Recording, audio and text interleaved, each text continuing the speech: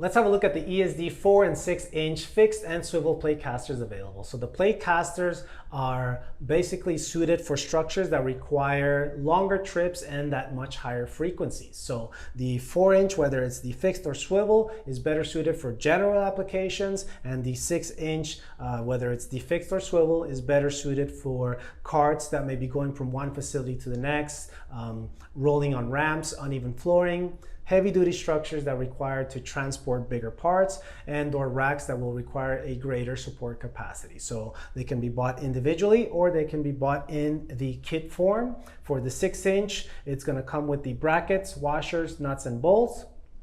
And for the 4 inch, it's going to come with the brackets, nuts, and bolts. Either of the two, you want to combine these with perhaps the stainless steel or the black ESD pipe in order to create ESD structures that are going to help dissipate static electricity while also basically enhancing the ESD safety for personnel and also meeting the industry standards for electrostatic discharge. So